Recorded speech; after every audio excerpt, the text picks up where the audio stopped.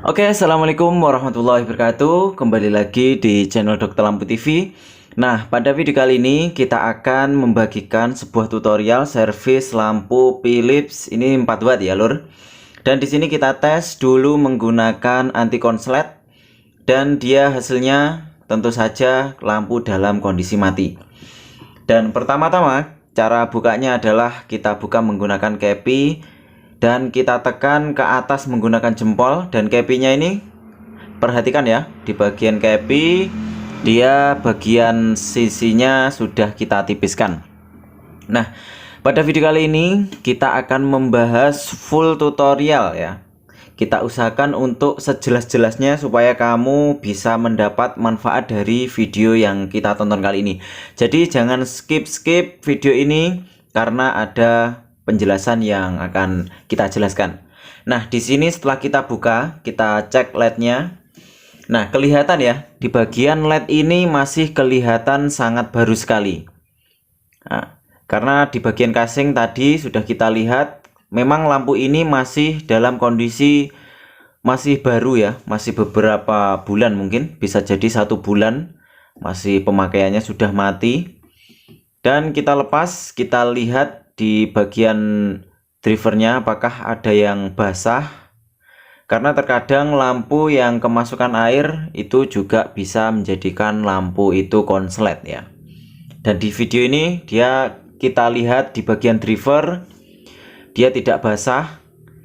Sebenarnya untuk lampu LED jarang sekali basah, kan, tetapi juga ada kasus yang basah itu air masuk lewat dari atas LED-nya, atas dari drat lampunya. Dan kita lihat di sini tidak ada sama sekali bagian komponen yang terbakar ataupun gosong ya. Dan di sini pertama kali kita cek di bagian sekringnya. Seperti kabel hitam yang ada resistornya itu adalah sekring. Nah, kita konekkan menggunakan anti konslet dan anti konsletnya itu menyala. Jadi sekringnya ini dalam kondisi normal. Nah, ini selanjutnya kita tes di bagian PCB LED DC-nya apakah masih menyala. Karena terkadang memang kondisi masih kelihatan baru, ada juga yang dia sudah putus. Nah, ini hanya untuk memastikan kita cek menggunakan modul HVDC ya. Nah, oke, selanjutnya adalah kita pasangkan dan kita cek. Nah, di bagian input menggunakan HVDC. Ini jika driver normal biasanya akan menyala dan PCB LED-nya masih normal, itu normalnya akan menyala. Kan tapi di sini dia tidak menyala. Kemudian selanjutnya adalah biasanya saya ceknya dalam kondisi terpasang seperti ini akan saya cek PCB-nya. Nah, seharusnya jika driver dalam kondisi normal itu kita cek seperti ini, dia akan menyala di bagian chip LED-nya. Nah, ini tentu saja jika tidak menyala seperti ini ada sesuatu yang tidak beres dari drivernya.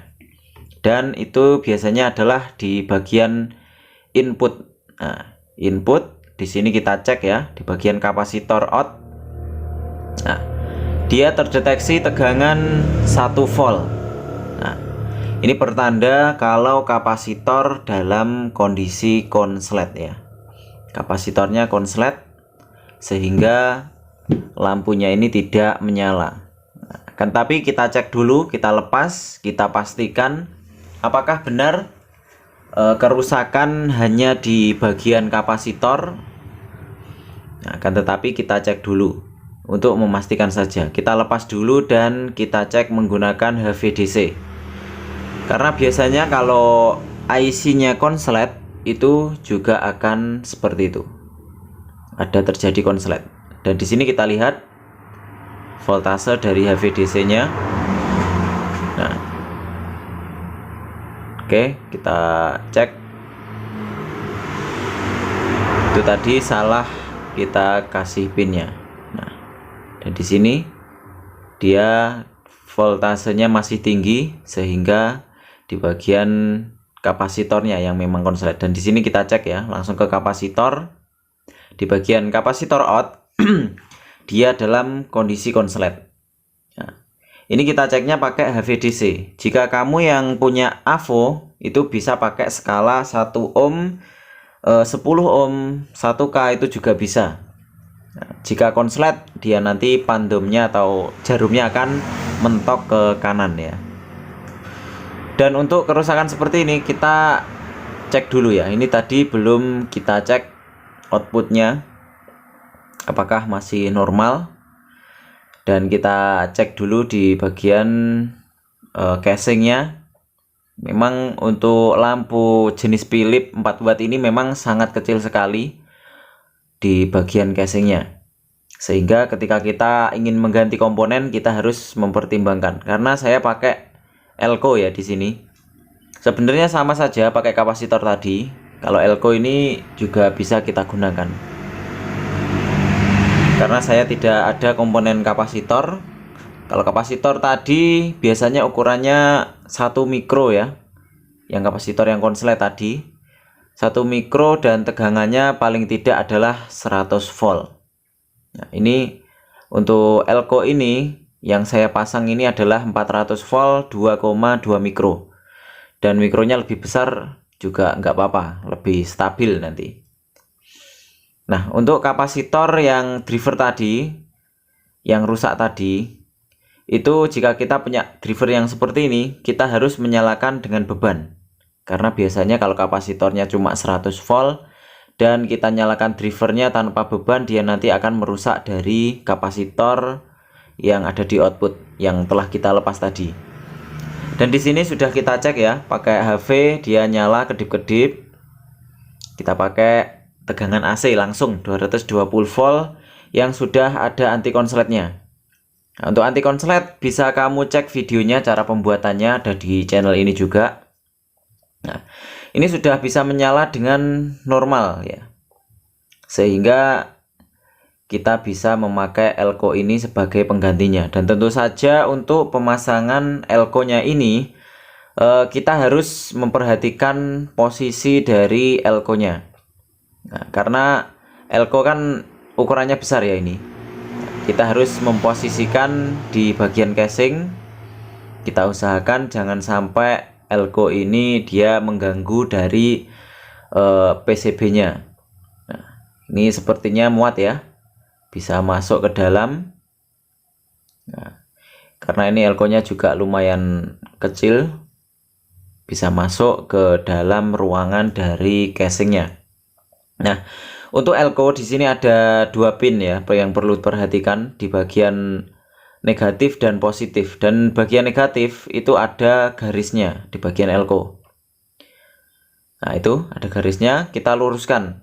Bagian negatif kita sambungkan ke negatif output dari LED, dan positifnya juga kita sambungkan ke positif dari LED-nya.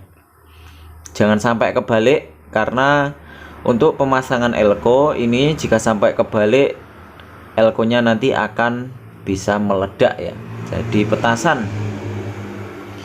Nah, ini kita sudah ukur dan kita potong ya. Usahakan harus benar-benar ngecrash ini, tidak boleh ada tekanan di bagian Elco-nya. Nah, di sini kita berikan timah di tempat yang akan kita solderkan ke Elco. Karena timah yang baru biasanya dia masih mengandung flux ya, sehingga ketika kita gunakan untuk menyolder, dia nanti akan mudah sekali menempel. Nah, oke. Di sini kita renggangkan dulu di bagian kaki-kaki Elco dan kita tempelkan sesuai dengan pin yang telah kita solder tadi. Dan kita tambahkan flux ya. Tadi sebelum kita gunakan solder ini solder kita celupkan ke gondorukem atau arpus. Nah, supaya nanti hasil solderan benar-benar matang. Karena kalau tidak matang, itu kita tekan seperti ini, dia nanti akan copot ya. Karena solderannya tidak matang dan tidak meresap ke bagian PCB-nya. Nah, selanjutnya tinggal kita masukkan ini ya, kita masukkan. Nah, sudah bisa crash dan kita bersihkan di bagian silikonnya. Dan yang perlu diperhatikan untuk elko di sini kita ngitungnya adalah maksimal dari tegangan dari LED-nya. Jika LED tadi 9 volt, jumlahnya ada berapa tadi ya? Ada 5 kalau nggak salah ya. Itu kita harus pakai elko tegangannya di atas dari tegangan LED. Nah, jika kita ibaratkan, jika per chip LED-nya itu 9 volt dan ada 10, otomatis kan 90 jika di seri. Jadi kita pakai minimal elko 100 volt. Atau yang paling bagus kita pakai yang 400 volt seperti yang saya pakai di sini. Karena kalau pakai 400 volt meskipun tanpa beban LED, dia elko-nya tetap aman jaya ya. Dan minimal untuk ukuran dari elko output adalah 1 mikrofarad, 1 UF ya. Nah, di sini tadi saya pakai thermal pasta untuk menambah transfer ke pendingin. Sebenarnya bukan pendingin kan, tetapi ini bisa menyalurkan panas juga plastiknya ini. Dan kita tutup. Nah, tutup kembali dengan rapi ya. Kita sambungkan kabel ke samping. Ini bolak-balik nggak apa-apa untuk kabel ini ya, tidak usah takut kebalik karena tegangan AC itu tidak ada plus minnya, jadi bolak-balik nggak apa-apa. Intinya satunya nempel ke drat samping dan satunya lagi nempel ke penitik atas. Nah, kita tekan seperti itu. Ini jangan sampai diputar ya untuk tipe-tipe seperti ini, karena kalau kita putar dia nanti akan bloh atau logro. Bahasa Indonesianya apa nggak tahu, intinya dia dol ya. Kita putar malah dia nanti akan semakin tidak rapat. Jadi kita tekan langsung seperti itu tadi. Kita coba apakah bisa terang, dan hasilnya mantap jiwa, mantap sekali. Kembali normal seperti sedia kala. Nah, ini 4 watt, wis mantap ini ya, menyala dengan sangat terang.